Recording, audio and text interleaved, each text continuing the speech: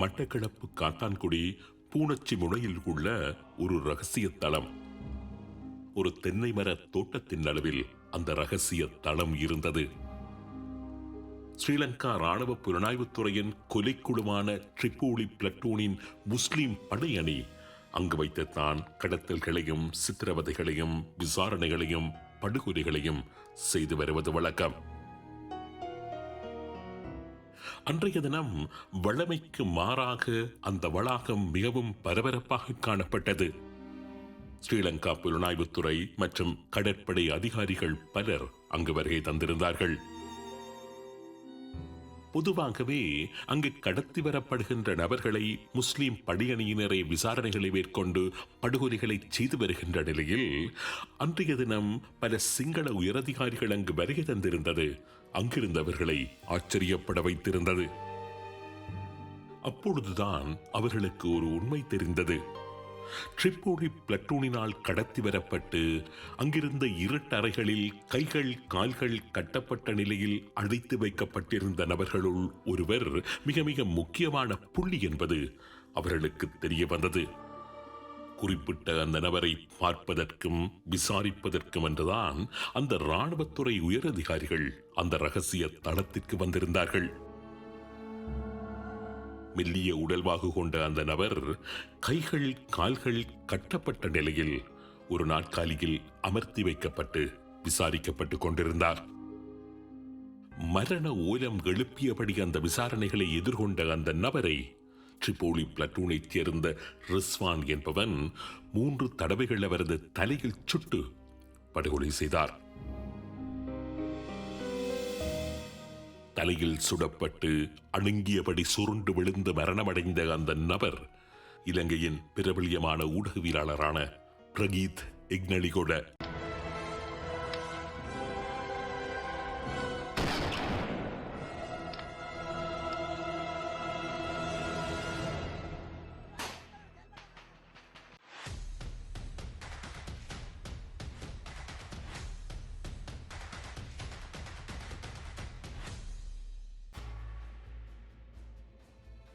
நிகழ்ச்சிக்குள் நுழைவதற்கு முன்னதாக 2 சம்பவங்களை உங்கள் முன்பு சாட்சிகளாக தர விரும்புகின்றேன். முதலாவது சம்பவம் 2016ஆம் ஆண்டு ஜூன் மாதம் 5ஆம் தேதி மாலை ஸ்ரீலங்காவின் அவிசாவளை பிரதேசத்தில் இருந்த கொஸ்கம சலாவ இராணுவ முகாமின் ஆயுத களஞ்சியத்தில் ஏற்பட்ட வெடிப்புச் சம்பவம். ஸ்ரீலங்கா ராணுவத்தின் ரிசர்வ் படைப்பிரிவின் தலைமையகம் அமைந்திருந்த பகுதியில் மிகவும் ரகசியமாக அமைக்கப்பட்டிருந்த அந்த ஆயுத களஞ்சியத்தில் ஏற்பட்ட வெடிப்புச் சம்பவம் அந்த முகாமில் இருந்த ராணுவ அதிகாரிகளுக்கு பாரிய அதிர்ச்சியை ஏற்படுத்தி இருந்தது. அந்த தளத்தில் அப்படியான ஒரு பாரிய ராணுவ களஞ்சியம் இருந்தது அந்த ராணுவ முகாமில் பணியாற்றிக் கொண்டிருந்த பல ராணுவ உயரதிகாரிகளுக்கு கூட தெரிந்திருக்கவில்லை. அந்த பிரதேசத்தில் பல மைல்கள் சுற்று வட்டாரத்தில் இருந்த மக்கள் அங்கிருந்து அவசரமாக வெளியேற்றப்பட்டு 4 நாட்களாக மேற்கொள்ளப்பட்ட கடுமையான முயற்சிகளை தொடர்ந்து நிலைமை கட்டுப்பாட்டிற்குள் கொண்டு வரப்பட்டது. அந்த நேரத்தில் ஒரு முக்கியமான சந்தேகத்தை எழுப்பியிருந்தன இலங்கை மற்றும் சர்வதேச ஊடகங்கள். பற்றியறிந்த அந்த கொஸ்கம ஆயுத களஞ்சியத்தில் ரசாயன ஆயுதங்கள் வைக்கப்பட்டிருந்தனவா என்கின்ற சந்தேகத்தை ஊடகங்கள் பரவலாக எழுப்பியிருந்தன. இரண்டாவது சம்பவம் வன்னி யுத்தத்தில் ரசாயன ஆயுதங்கள் பாவிக்கப்பட்டன என்று ஸ்ரீலங்கா ராணுவ வீரர் ஒருவர் உத்தியோகபூர்வமாக கூறியிருந்த சம்பவம். முள்ளிவாய்க்கால் இன அழிப்பின் பின்னர் வன்னியின் பல பிரதேசங்களிலும் ஸ்ரீலங்கா ராணுவத்தினர் யுத்தத்தில் தாம் பாவித்த ஆயுதங்களை காட்சிப்படுத்தும் நிலையங்களை நடத்தி வந்தார்கள். அப்படிப்பட்ட நிலையம் ஒன்றில் காட்சிப்படுத்தப்பட்ட ஒரு வகை ஆயுதத்தை காண்பித்து அது ஒரு ரசாயன ஆயுதம் என்றும் ஸ்ரீலங்கா ராணுவத்தினராலேயே பாவிக்கப்பட்ட ஆயுதம் என்றும் ஊடகவியலாளர்களிடம் தெரிவித்திருந்தார் அந்த நிலையத்திற்கு பொறுப்பாக இருந்த அந்த ராணுவ அதிகாரி.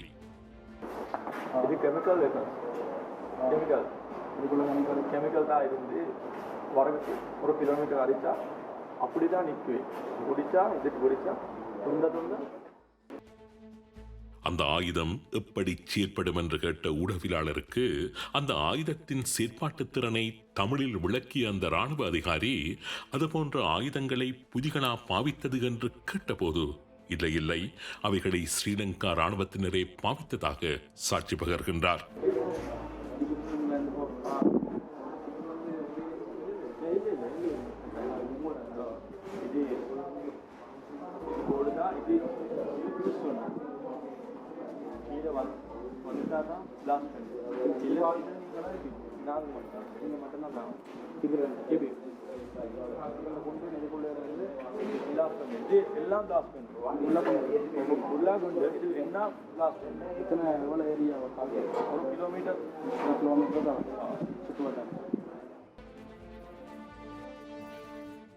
ஆக ஸ்ரீலங்கா ராணுவம் தடை செய்யப்பட்ட ரசாயன ஆயுதங்களை பாவித்ததற்கான ஆதாரங்கள் காலப்போக்கில் படிப்படியாக உலகத்தின் பார்வைக்கு வந்திருந்தன.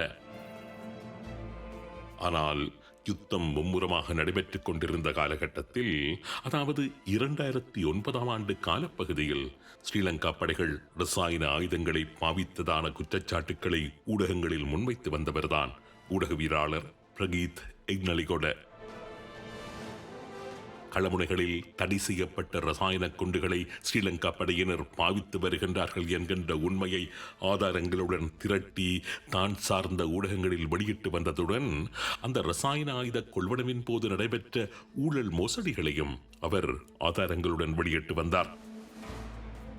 பிரகீத் எக்னலிகொட கடத்தப்பட்டதற்கும் கொலை செய்யப்பட்டதற்கும் இதுதான் காரணம்.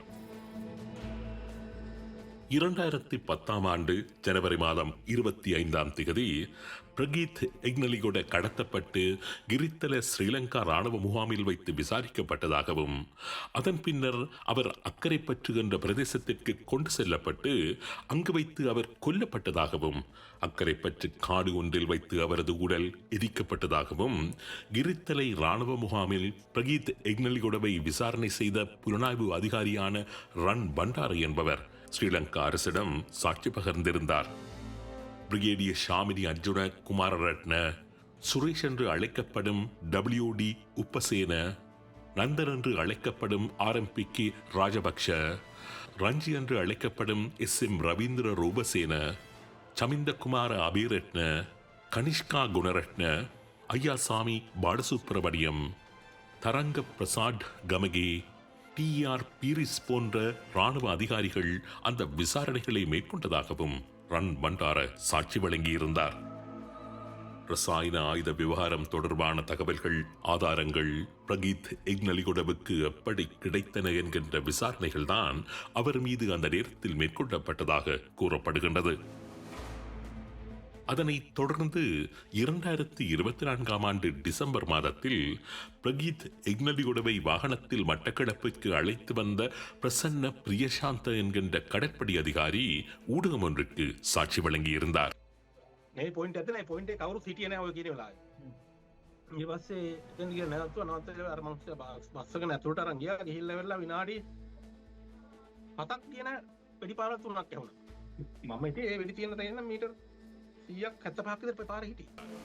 திருகோணமலை கடற்படை பிரிவில் தான் பணிபுரிந்து கொண்டிருந்த போது பப்பிலியான விகாரைக்கு அருகே கண்கள் கைகள் கட்டப்பட்ட நிலையில் ஒருவரை ஒரு கருப்பு வண்டியில் வலுக்கட்டாயமாக ஏற்றியதை தான் கண்டதாகவும் பின்னர் அந்த வாகனத்திற்கு பாதுகாப்பு வழங்கும்படியான உத்தரவு தமக்கு கிடைக்கப் பெற்றதாகவும் மட்டக்களப்பு வரை அந்த வாகனத்தை தான் பின்தொடர்ந்து பாதுகாப்பு வழங்கியதாகவும் அங்கு இராணுவ அதிகாரிகள் என்று நம்பப்படும் 4 பேரால் அந்த நபர் கொல்லப்பட்டதாகவும் அவர் கூறியிருந்தார். மட்டக்களப்பில் இருந்த ஒரு தளத்தில் வைத்து அவர் சுடப்பட்ட சத்தத்தை தான் கேட்டதாகவும் அதன் பின்னர் அவரது உடல் இயந்திர படகொன்றில் எடுத்துச் செல்லப்பட்டு மட்டக்களப்பு எருமை தீவில் புதைக்கப்பட்டிருக்கலாம் என்று தான் நம்புவதாகவும் கூறியிருந்தார். அந்த நேரத்தில் கொல்லப்பட்ட அந்த நபர் ஊடகவியலாளர் பிரகீத் எக்னலிகொட என்று தனக்கு தெரிந்திருக்கவில்லை என்று தெரிவித்த அவர் பின்னர் அவரது புகைப்படங்கள் ஊடகங்களில் வெளியானதை தொடர்ந்துதான் அன்று மட்டக்களப்பில் வைத்து கொல்லப்பட்ட நபர் பிரகீத் எக்னலிகொட என்று தான் அறிந்து கொண்டதாகவும் கூறினார். ஒட்டு பிரியந்த மற்றும் ரில்வான் என்ற 2 நபர்கள் அந்த சம்பவத்தில் நேரடியாக சம்பந்தப்பட்டதாக அந்த கடற்படை அதிகாரி அடையாளம் காண்பித்திருந்தார். இந்த ஒட்டு பிரியந்த மற்றும் ரில்வான் போன்ற நபர்கள் யார் என்றும் தற்பொழுது அவர்கள் எங்கிருக்கின்றார்கள் என்றும் நாங்கள் தேடிய பொழுது அந்த 2 நபர்களுமே பின்னர் வித்தியாசமான விபத்துக்களில் கொல்லப்பட்டு விட்டதாக அறிய முடிகின்றது. அந்த நேரத்தில் ஸ்ரீலங்காவின் பாதுகாப்பு செயலாளராக இருந்த கோட்டாபாய ராஜபக்சவின் உத்தரவின் பேரிலேயே அந்த கடத்தல்கள் மேற்கொள்ளப்பட்டதாக தனக்கு கூறப்பட்டதாகவும் கடற்படை அதிகாரியான பிரசன்ன பிரியசாந்த தெரிவித்திருந்தார். பிரகீத் எக்னலிகோடு சம்பந்தமான அந்த சாட்சியை வழங்கிய பிரசன்ன பிரியசாந்த என்ற முன்னாள் கடற்படை அதிகாரி தற்பொழுது நியூசிலாந்தில் வசித்து வருவதாக கூறப்படுகின்றது. இவைகள்தான் பிரகீத் எக்னலிகோடு தொடர்பாக இதுவரை வெளிவந்திருந்த தகவல்கள். அதாவது பிரகீத் எக்னலிகோட கொழும்பில் வைத்து கடத்தப்பட்டு கிரித்தர ஸ்ரீலங்கா ராணுவ முகாமில் வைத்து விசாரிக்கப்பட்டு அதன் பின்னர் கிழக்கு மாகாணத்திற்கு கொண்டு வரப்பட்டு அங்கு வைத்து படுகொலை செய்யப்படுகின்றார். அவர் படுகொலை செய்யப்பட்ட இடம் மட்டக்களப்பு என்று ஒரு தகவலும் அக்கரைப்பற்று என்று மற்றொரு தகவலும் வெளியாகி இருந்தன. கொல்லப்பட்ட பின்னர் அவரது உடல் அக்கரைப்பற்றில் வைத்து எரிக்கப்பட்டதாக ஒரு தகவலும் எருமைத்தீவில் புதைக்கப்பட்டதாக மற்றொரு தகவலும் வெளியாகி இருந்தன. ஆனால் மட்டக்களப்பு காத்தான்குடியில் உள்ள பூனச்சிமுனைக்கு பிரகீத் எக்னலிகோட கொண்டு வரப்பட்டு அங்கு வைத்து அவர் கடுமையான சித்திரவதைகளுக்கு உட்படுத்தப்பட்டு பின்னர் அங்கு வைத்தே சுட்டுக் கொல்லப்பட்டதாகவும் அதன் பின்னர் அவரது உடல் கான்கிரீட் தூணொன்றுடன் கம்பிகளினால் பிணைக்கப்பட்டு இயந்திர படகொன்றில் கொண்டு செல்லப்பட்டு காத்தான்குடி பூனச்சிமுனை கடலில் வீசி எறியப்பட்டதாகவும் சம்பவத்தை நேரில் கண்ட சாட்சியொருவர் எங்களிடம் கூறியிருந்தார். அவரது வாய்மூல சாட்சி எமது ஊடகவியலாளர்களினால் பதிவு செய்து வைக்கப்பட்டிருக்கின்ற அதேவேளை பிரகீத் எக்னலிகொடவின் படுகொலை தொடர்பான சட்ட ரீதியான விசாரணைகளை மேற்கொள்ளுகின்ற உள்ளூர் மற்றும் சர்வதேச தரப்புகள் வேண்டுகின்ற பட்சத்தில் அந்த வாக்குமூல பதிவினை சமர்ப்பிப்பதற்கு நாம் தயாராக இருப்பதையும் இங்கு கூறி வைக்க விரும்புகின்றோம். பிரகீத் எக்னலிகொட படுகொலையில் அந்த காலகட்டத்தில் ஸ்ரீலங்கா ராணுவ புலனாய்வு பிரிவினருடன் சேர்ந்து செயற்பட்டு வந்த புடிஸ் ஃபாயிஸ், ஹுசைன், அப்துல் சமட், இஸ்மாயில் இசாக், மீரா கலீல், அஸ்பர், முகமது முனாஸ் போன்ற முஸ்லிம் படைப்பிரிவு உறுப்பினர்கள் நேரடியாக சம்பந்தப்பட்டிருந்ததாகவும் அந்த நபர் எங்களது ஊடகவியலாளர்களிடம் தெரிவித்திருந்தார். மட்டக்களப்பு காத்தான்குடி பூனச்சிமுனை கடல் என்பது கரையில் இருந்து சில மைல்கள் தூரத்திலேயே தென்னை மர உயரமளவுக்கு ஆழமான கடல் என்று கூறிய அந்த நபர் கான்கிரீட் தூண்களில் பிணைக்கப்பட்டு அங்கு வீசி எறியப்படும் உடல்களை இலகுவில் கண்டுபிடிக்கவே முடியாது என்றும் கூறியிருந்தார். பூனச்சிமுனையில் இருந்த அந்த ரகசிய தளத்தில் வைத்து பலர் தம்மால் விசாரிக்கப்பட்டதாகவும் கடுமையான சித்திரவதைகளுக்கு பின்னர் அவர்கள் கான்கிரீட் தூண்களில் பிணைக்கப்பட்டு கடலில் வீசப்பட்டதாகவும் அவர் மேலும் தெரிவித்தார். இதுபோன்று இன்று காணாமல் போனவர்கள் என்று கூறி தேடப்பட்டு வருகின்ற பலரது உடல்கள் இந்த கடலின் ஆழத்தில் கான்கிரீட் தூண்களுடன் கட்டப்பட்டு கிடப்பதாகவே அந்த நபர் தெரிவித்தார். உரியொரு சந்தர்ப்பத்தில் மாத்திரம்தான் மட்டக்களப்பு வலம்புரி என்கின்ற ஹோல்சேல் கடையில் பணிபுரிந்த 2 தமிழ் இளைஞர்களை தாம் அங்கு வைத்து படுகொலை செய்து கான்கிரீட் தூண்களில் கட்டி கடலில் வீசி எறிந்த போது அந்த கான்கிரீட் தூண் 2ஆக உடைந்ததால் அந்த சடலங்கள் பின்னர் மிதந்து கல்லடி கடலில் கரை தட்டியதாகவும் அதற்கான தண்டனை தங்களுக்கு போலீஸ் பாய்ஸ் என்ற தங்களுடைய பொறுப்பாளரால் வழங்கப்பட்டதாகவும் அவர் மேலும் தெரிவித்தார். இது எவ்வாறு இருக்க டிஎம்பிபி என்ற பிள்ளையான் குழுவும் பிரகீத் எக்னலிகொடவின் கடத்தலில் சம்பந்தப்பட்டிருந்ததாக டிஎம்பிபி அமைப்பின் முன்னாள் பேச்சாளரும் தற்பொழுது ஐரோப்பிய நாடொன்றில் அரசியல் தஞ்சமடைந்துள்ளவருமான அசப் மௌலானா எமது ஊடகவியலாளர் ஒருவருக்கு தெரிவித்திருந்தார். என்னன்னா உண்மையா பிரச்சனை உங்களுக்கு டிஎம்பிபி கிட்டத்தட்ட முதுகல் மனான இருந்தா பிள்ளையான உள்ளுக்கு இந்த வரை பிள்ளையான் உள்ளுக்கு இருந்து அவரை வெள்ளி எடுத்தது இல்லைன்னா அதை எப்படி எடுத்தோம் அது நாங்கள் பிள்ளையான் உண்மையா பிள்ளையானுக்கு எதிராக இந்த ஜோசப் இதுல கடும் ஸ்ட்ராங்கான எவிடன்ஸ் இருந்தேன். சரிதானே சரியா விசாரிச்சிருந்தா பிள்ளையானுக்கு ஆயுள் தண்டனை கிடைக்க வேண்டிய பயமெல்லாம் இருந்தேன். அப்போ நான் அதெல்லாம் செஞ்சு அவர் பஸ்ஸிலோட காய்ச்சல் செஞ்சு அதோட அது மட்டும் இல்லாமல் பிள்ளையான் இந்த பார்ட்டி நடத்திலாம் செஞ்சேன்.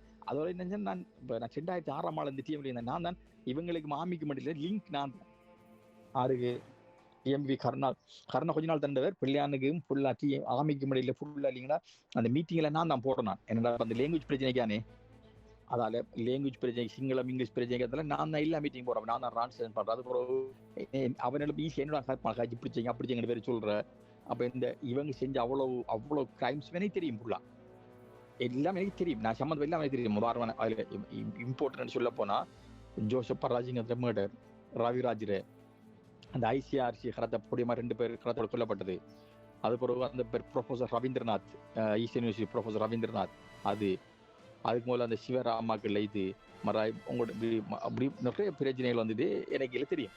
அப்போ அடுத்து வந்துட்டு ஆமி எப்படி இவங்களை யூஸ் பண்ணிச்சு என்னென்னதுக்கு அவங்களை யூஸ் பண்ணிச்சு யுத்தம் முடிஞ்சது பிறகு யுத்தம் முடிஞ்ச டைமில் அந்த எல்டிடி இன்டெலிஜென்ட் ஆக்கள் வந்து தங்கஞ்ச நிற்காலும் சரி அவங்கள கண்டுபிடிக்கிறது என்ன செஞ்ச என்ன மெக்கானிசம் யூஸ் பண்ணினேன் அப்படி எல்லாத்துக்கும் டிஎம்பிபி எப்படி டிஎம்பிபி ஒரு பராமிலிட்டரி மாதிரி துணை ஆயுதம் மாதிரி எப்படி ஃபங்க்ஷன் பண்ணிச்சுன்றது ஃபுல்லாக எனக்கு தெரியும்.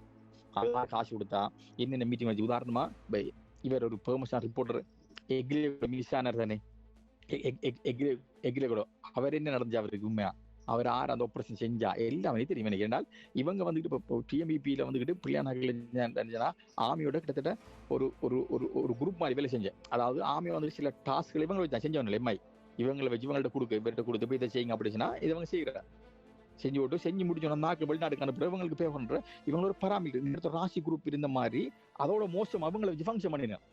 அதுக்கு பிறகு அதெல்லாம் வந்துட்டு ஃபுல்லா நான் மட்டும் தான் அதுக்கெல்லாம் விட்னஸ் ஒருத்தரும் இல்லை உங்களுக்கு எப்படி ஆயுதம் கொடுக்கப்பட்டுச்சு அந்த ஆயுதங்கள் இப்ப எங்க இருக்கி அப்படின்னு சொல்லி எல்லாமே எனக்கு ஃபுல்லா தெரியும் எனக்கு.